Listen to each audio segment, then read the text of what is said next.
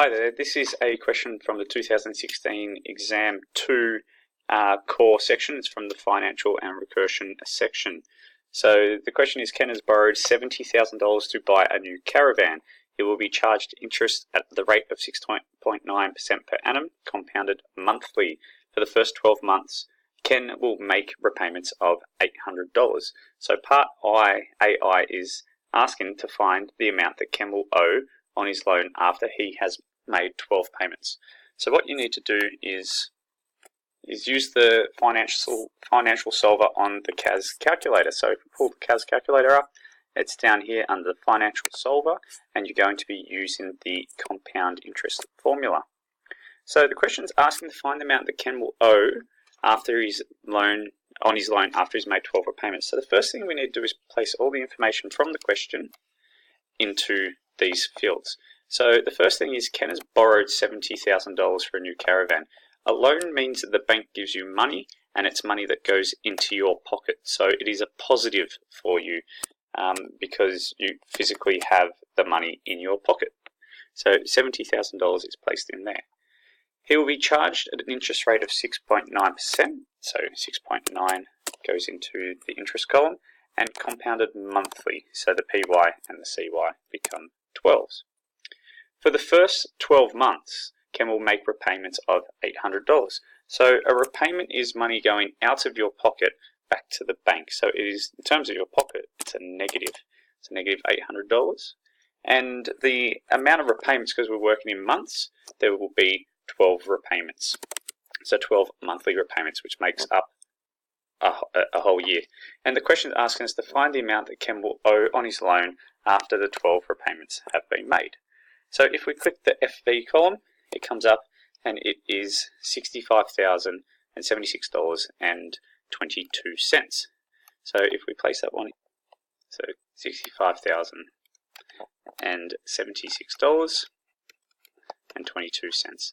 Now, the reason why we go to 2 decimal places is because money is always answered in 2 decimal places. So just remember that if you're going to continue to have a larger decimal places, it needs to be back down to 2. So let's have a look at the assessor's comments for this one. So $65,076.22.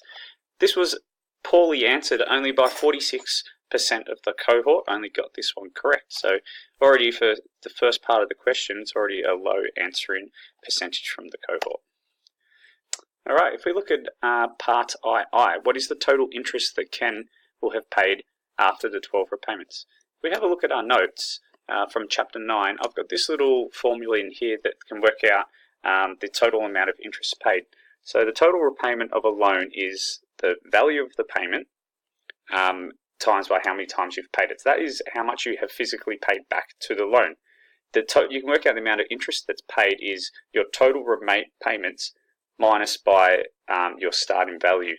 So if we go back to the question, okay, and work out what will Ken have paid after the 12 repayments, if we work out that he would have made total repayments of $800 and he's paid that back 12 times. So this equates to $9,600.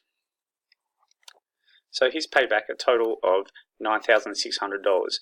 So the loan that we took was a $70,000 loan, and after the 12 months, we still owe $65,076.22.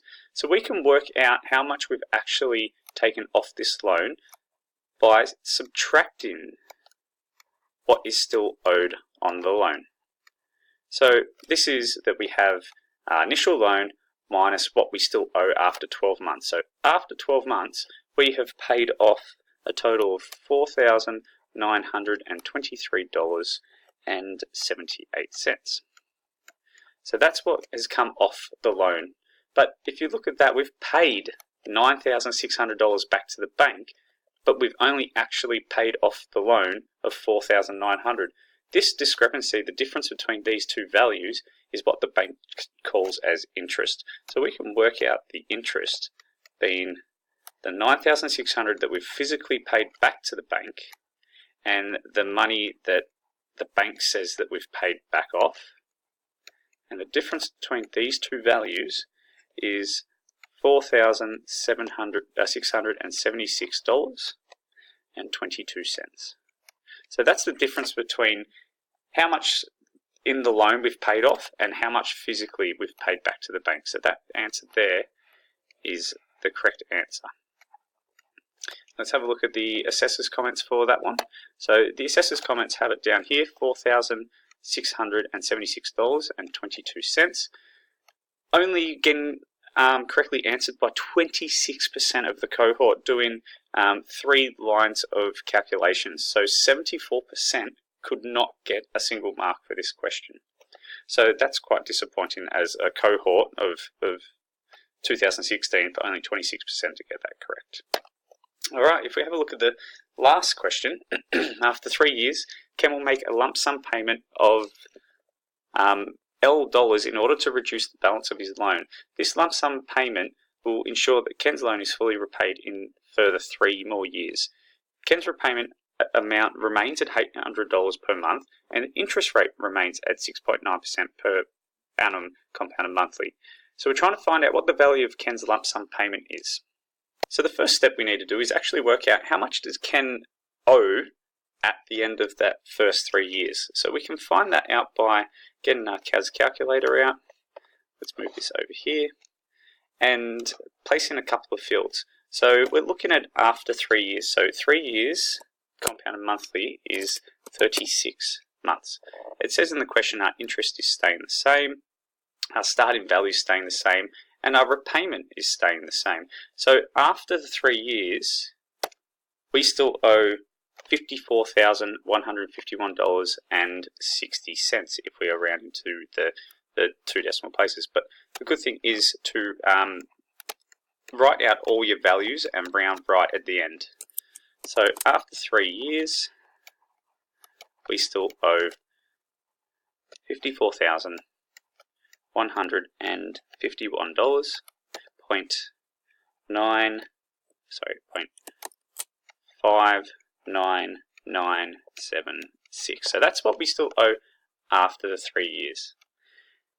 What they want to do now is make a lump sum payment, and that pays off this loan in a further 3 years. So what you need to do is actually start working backwards to find out the end value of 0, and to work back 3 years to find out what is owed, to find out how much is physically able to be paid back in 3 years to get to 0.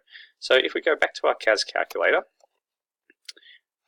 we're going to keep this as 36 because the question said after, right here it says Ken wants to pay $800 interest rate per annum compound monthly. Ken's loan is fully repaid in a further 3 years. So this part here, that's the key piece of information, that Ken's loan is repaid after the lump sum in just 3 years. So we're going to keep this as 36. We're going to keep the interest as 69. We're going to clear the starting value because that's what we want to find out. We want to find out what do we need to start with to finalize our loan to be a 0 with repayments. So we want to have, in the 3 years, interest rate of 6.9, still making those repayments of 800, but we get to 0. So if we find out what the starting value is, the starting value is $25,947. So to fully repay off a loan with 3 years at those interest rates with those repayments to get to 0, we have to start at $25,947. So the start of the last 3 years